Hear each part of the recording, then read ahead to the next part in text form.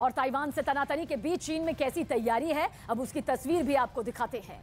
दरअसल 3 तस्वीरें जो आप देख रहे हैं, चीन की सड़कों पर टैंक की तस्वीरें आपके सामने, ट्रेन पर लदकर टैंक के बॉर्डर पर जाने की तस्वीरें सामने आई हैं। इसके अलावा समुद्री तटों पर चीनी टैंक भी देखे जा सकते हैं। तो ये तस्वीरें इस वक्त आपके सामने मौजूद हैं, जो बताने के लिए काफी है कि चीन की तैयारी पहले से ही हर वक्त रही है। लेकिन अब जिस तरह का दौरा यहाँ पर नैन्सी पेलोसी का सामने आया और साथ ही अभी और नेताओं के भी दौरों का संकेत जो यहाँ पर दिया गया है, उससे चीन की नींद उड़ गई है। चीन को डर है कि अगर ताइवान को इसी तरह से शक्तिशाली देश अमेरिका का साथ मिला तो ताइवान पर जो काबिज होने का उसका सपना है वो कहीं दूर यहां पर जा सकता है। और ताइवान को लेकर शी जिनपिंग और बाइडेन में जो तनातनी पहले से चली आ रही थी, उसमें बीते कुछ घंटे में एक बड़ा मोड़ आया, एक बड़ा टर्न आया। अगले कुछ घंटों में काफी अहम तस्वीर सामने आ सकती है, क्योंकि नैन्सी पेलोसी के ताइवान में उतरने के 1 घंटे के अंदर ही चीन ने ताइवान पर हमले का ऐलान कर दिया। अब सवाल यह है कि चीन का यह हमला कब होगा, कैसे होगा? क्या नैन्सी पेलोसी की ताइपे की मौजूदगी में ही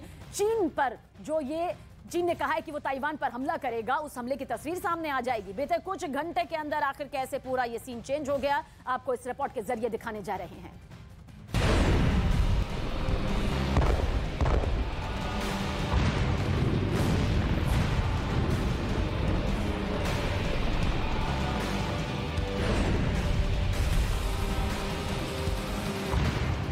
चीन के सरकारी टेलीविजन पर देखिए अभी क्या चल रहा है।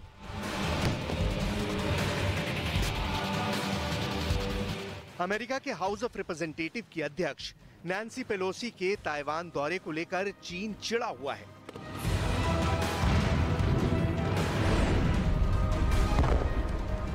एक के बाद एक धमकियां दे रहा है, लेकिन चीन के सरकारी न्यूज चैनल पर बड़ी खबर पेलोसी नहीं, बारूद है। चीनी सेना का प्रोपेगेंडा वीडियो धड़ल्ले से दिखाया जा रहा है। दुनिया को चीन अपने नए हथियारों का जखीरा दिखा रहा है, और ये काम सिर्फ सीसीटीवी यानी state broadcaster China central television पर ही नहीं हो रहा।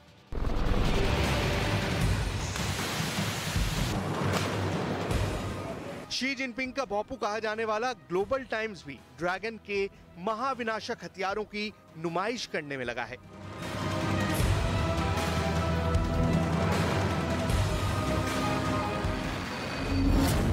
हेडलाइंस बनाया गया है, चीन को हथियारों और उपकरणों में बड़ी सफलता।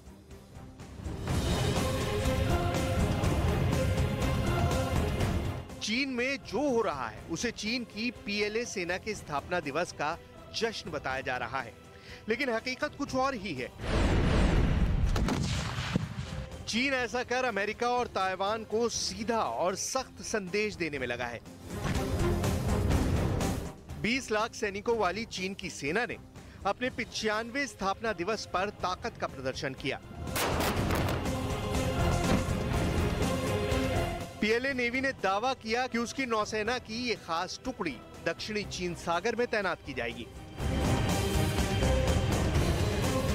नैन्सी पेलोसी के ताइवान दौरे को लेकर चीन भड़का हुआ है, शुरू में इसका विरोध कर रहा है। मंगलवार को नैन्सी पेलोसी जिस वक्त मलेशिया पहुंची, जिस वक्त उनका विमान मलेशिया के सेलांगर में लैंड हुआ, मलेशिया के सेलांगर से 5700 किलोमीटर दूर चीन की राजधानी बीजिंग में तेज हलचल हुई। शी जिनपिंग के दफ्तर से पीएलए के हेड ऑफिस में हॉटलाइन पर बात हुई और चीन की नौसेना के 2 विमान वाहक पोत अपने होम पोर्ट से बाहर निकलकर ताइवान की तरफ बढ़ चले। दुनिया को यह जानकारी किसी और ने नहीं दी, चीन की सरकारी मीडिया ने दी। ग्लोबल टाइम्स की हेडलाइंस इस बात का प्रत्यक्ष प्रमाण है। ग्लोबल टाइम्स ने जिन 2 विमान वाहक पोतों का जिक्र किया है, उसमें पहला है लाइनिंग और दूसरे विमान वाहक पोत का नाम शानडोंग बताया गया है। ग्लोबल टाइम्स में छपी रिपोर्ट के मुताबिक विमान वाहक पोत लाइनिंग पूर्वी चीन के अपने बंदरगाह शेडोंग प्रांत के किंगदाओ से समुद्र में आगे बढ़ा। वहीं शानडोंग दक्षिण चीन के हेनान प्रांत के सान्या से समंदर में रवाना हो गया। चीन और ताइवान के बीच के रिश्ते बॉइलिंग पॉइंट पर हैं। कहीं से एक भी तिनका खड़का कि युद्ध होना तय है, क्योंकि चीन का एजेंडा क्लियर है, मुफीद मौके का इंतजार और फिर ताइपेई पर सीधा अटैक।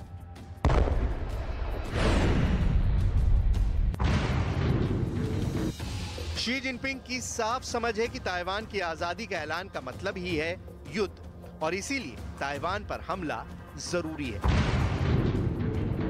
बस इसका वक्त क्या होगा, शी जिनपिंग इसी का इंतजार कर रहे हैं। और उसके पहले चीन की people's liberation army heavy duty मशक्कत कर रही है।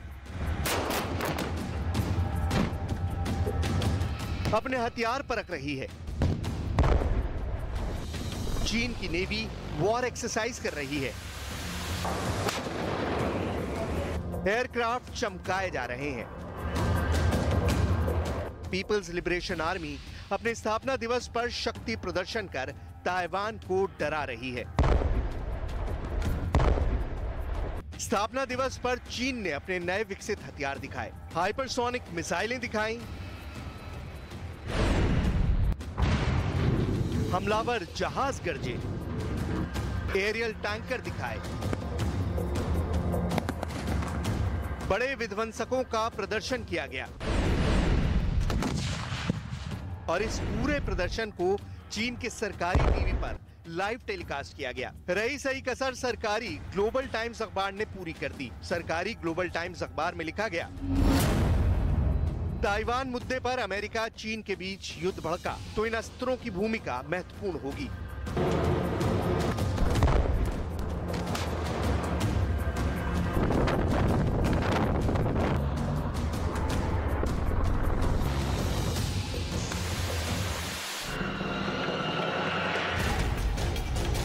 ग्लोबल टाइम्स ने इसे बाकायदा एक इन्फोग्राफिक्स के जरिए दुनिया के सामने पेश किया है।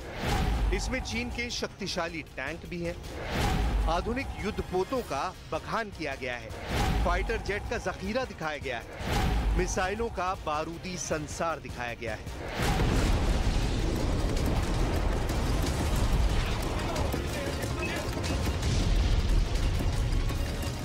DF-21 की रेंज 2000 किलोमीटर। ये चीन की कैरियर किलर मिसाइल है।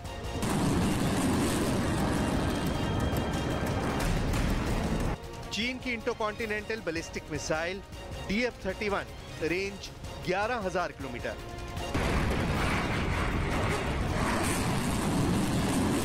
चीन की DF-41 इसकी रेंज 15000 किलोमीटर।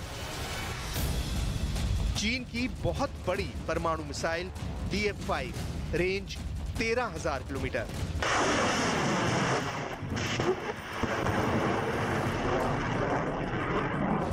चीन की पनडुब्बी से दागी जाने वाली मिसाइल रेंज 8 किलोमीटर से ज्यादा।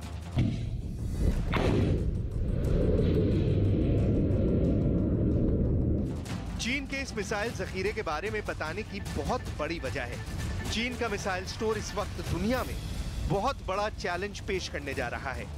चीन की ऐसी मिसाइल जो अमेरिका तक हमला कर सकती है। इसी वजह से ताइवान में टेंशन है, युद्ध इमरजेंसी जैसे हालात हैं और ग्लोबल टाइम्स युद्ध भड़काने वाली रिपोर्ट छापने में लगा है।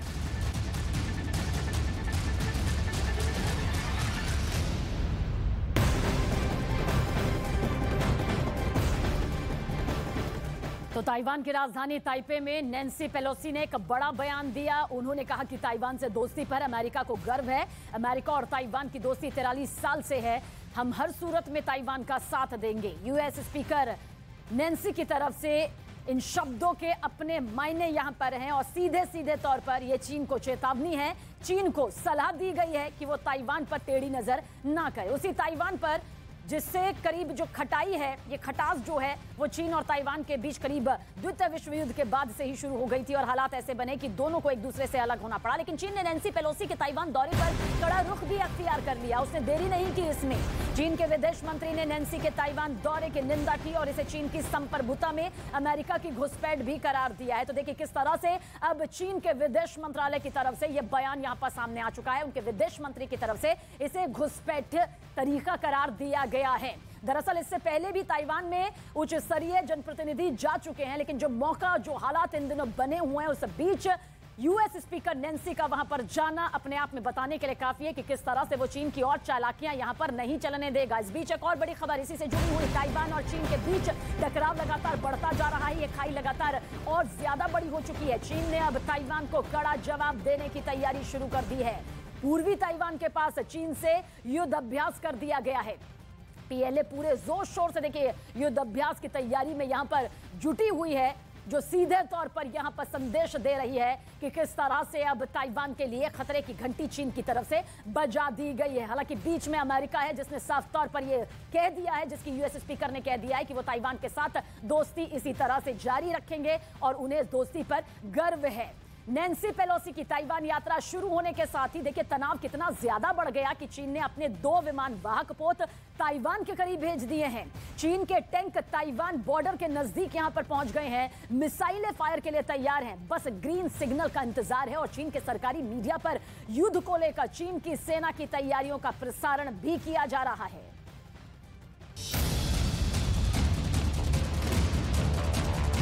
इस वीडियो में जो मिसाइल नजर आई वो चीन की हाइपरसोनिक DF-17 मिसाइल है, जिसे एयरक्राफ्ट कैरियर किलर मिसाइल भी कहते हैं। यानी ऐसी मिसाइल जो अमेरिका के महाशक्तिशाली एयरक्राफ्ट कैरियर को भी बर्बाद कर सकती है। चीन ने अपनी DF-17 मिसाइल का फुटेज पहली बार जारी किया है। इस वीडियो में जो मिसाइल नजर आई वो चीन की हाइपरसोनिक DF-17 मिसाइल है। मतलब साफ है कि वो पहले से परेशान ताइवान के साथ साथ अमेरिका को भी परेशान करना चाहता है, जिसके लिए उसने DF-17 मिसाइल का वीडियो दुनिया को दिखाया। चीन के सरकारी टीवी पर प्रसारित इस वीडियो में अचूक निशाना लगाने में माहिर मिसाइल अपने टारगेट को कुछ सेकंड में तबाह करती नजर आई। चीन ने इस मिसाइल को पहली बार 2019 में अपने नेशनल डे की परेड में शामिल किया था, लेकिन उसने कभी भी इसका वीडियो जारी नहीं किया था। लेकिन इस बार लाइव फायर ड्रिल का वीडियो जारी किया है। चीन की मीडिया ने दावा किया है कि इस मिसाइल को कहीं से भी लॉन्च किया जा सकता है, फिर चाहे वो जमीन हो, समंदर हो या फिर रेगिस्तान। ये मिसाइल दागी जाने के बाद सीधा अपने टारगेट पर जाकर गिरती है। DF-17 की रेंज 2500 किलोमीटर है, यानी कि इसकी रेंज में अमेरिका के अलावा साउथ चाइना सी, ताइवान स्ट्रेट और एशिया के कई देश आते हैं। इस मिसाइल का वजन 15,000 किलोग्राम होता है और ये परमाणु हथियार से भी हमला कर सकती है। ऐसे में अगर चीन ने युद्ध उन्माद में ताइवान पर परमाणु मिसाइल छोड़ दी तो क्या होगा? क्या ताइवान के पास बचने का कोई रास्ता है? तो जवाब है हाँ। अमेरिका ने ताइवान को एक ऐसा रक्षा कवच दिया है जिसे चीन की मिसाइलों को भेद पाना बेहद मुश्किल है। अमेरिका से मिली सटीक मिसाइल डिफेंस सिस्टम दुश्मन के मिसाइलों के गिरने से पहले ही उन्हें मार गिराने की क्षमता रखता है। अगर चीन से कोई मिसाइल ताइवान पर हमले के लिए छोड़ी जाती है तो इंफ्रारेड सैटेलाइट से उसे पकड़ लेंगे और इसकी सूचना फौरन ताइवान में जमीन पर मौजूद डेटा सेंटर पर भेजेंगे। आनन फानन में ग्राउंड सेंटर के रडार से दुश्मन की मिसाइल की लोकेशन पता की जाएगी और फिर डिफेंस मिसाइल को छोड़कर दुश्मन की मिसाइल को हवा में ही तबाह कर दिया जाएगा। अब तक विश्व में अकेला अमेरिका सुपर पावर था, लेकिन अब चीन दूसरा सुपर पावर बनने की दहलीज पर खड़ा है और ताइवान पर कब्जा भी चीन के पहले टास्क लिस्ट में है, जिसे पूरा करने के लिए चीन अमेरिका को किसी बड़ी जंग में फंसाना चाहता है। जब तक अमेरिका किसी बड़ी जंग में फंसेगा नहीं, तब तक चीन अपना मकसद पूरा नहीं कर पाएगा, जिसकी तैयारी वो दिन रात कर रहा है। और इसका वीडियो बिना किसी संकोच के पूरी दुनिया के सामने पेश कर रहा है। यूएस एयरफोर्स के मेजर जनरल कैमरन होल्ट की माने तो मौजूदा वक्त में चीन C4I फार्मूले पर काम कर रहा है। C4I का मतलब है कमांड, कंट्रोल, कम्युनिकेशन, कंप्यूटर, वहीं I का मतलब है इंटेलिजेंस। इसमें मिसाइलें भी हैं, युद्धपोत भी है, हाइपरसोनिक हथियार भी हैं और फाइटर जेट भी। मिसाल के तौर पर ग्लोबल टाइम्स ने चीन की वायुसेना के 3 लड़ाकू विमान का जमकर बखान किया है। ये हैं J6, J10 और J20। चीन की वायुसेना अपने J20 को स्टेल्थ फायर पावर बोलती है, यानी ये वो जहाज है जिसकी फायर पावर का अंदाजा उनका शिकार ही समझ सकता है, वो भी तब जब उन्हें नजर आए। चीन का दावा है कि ये वो लड़ाकू विमान है जिसकी एक स्क्वाड्रन भी दुश्मन की पूरी फ्लीट को खत्म कर सकती है। लेकिन चीन के हमले का जवाब देने के लिए ताइवान ने भी बहुत बड़ी तैयारी कर रखी है।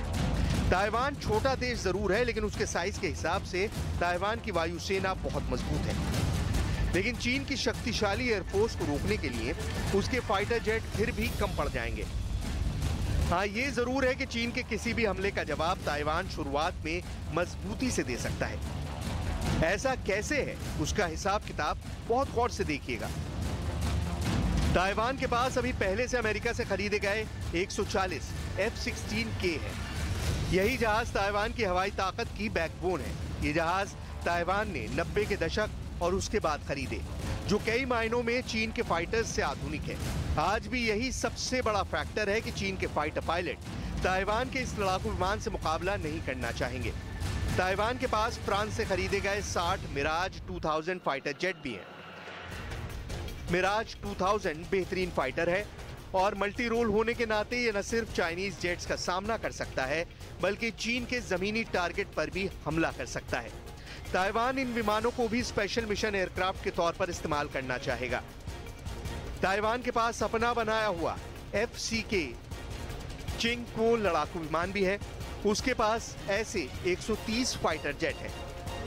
FCK 3 साल पुराना जहाज है, लेकिन ये ताइवान का खुद का बनाया हुआ फाइटर जेट है। ये काफी हद तक F-16 से मिलता हुआ लड़ाकू विमान है, लेकिन इसमें लगे डबल इंजन इसे लंबे मिशन के लिए और कारगर बनाते हैं। इसके अलावा ताइवान के पास अमेरिका से बहुत पहले लिए गए 5 F-5 फाइटर जेट भी बचे हुए हैं, लेकिन मोटा मोटी यही ताइवान की ताकत है। इसलिए देखा जाए तो ताइवान के पास करीब 325 फाइटर जेट हैं और ये उसके छोटे से साइज के हिसाब से बहुत बड़ी फोर्स कही जा सकती है। लेकिन क्या ये वायुसेना चीन के करीब 2000 फाइटर जेट वाली फोर्स का मुकाबला कर सकती है? ये चीन की फाइटर फ्लीट का छठा हिस्सा भी नहीं है। इसलिए सच ये है कि ताइवान चीन का अकेला कभी मुकाबला नहीं कर सकता। लेकिन आमने सामने का मुकाबला हो गया तो ताइवान चीन को ऐसा नुकसान जरूर पहुंचा सकता है जो चीन जैसी बड़ी ताकत को शर्मिंदा कर दे। और ऐसा मुमकिन है, इस बात से चीन भी बहुत अच्छी तरह वाकिफ है और बाइडेन भी इस बात को बहुत अच्छी तरह जानते हैं। यही वजह है कि ताइवान को लेकर चीन और अमेरिका में ठनी हुई है और दुनिया के सामने एक नए युद्ध का खतरा बढ़ गया है।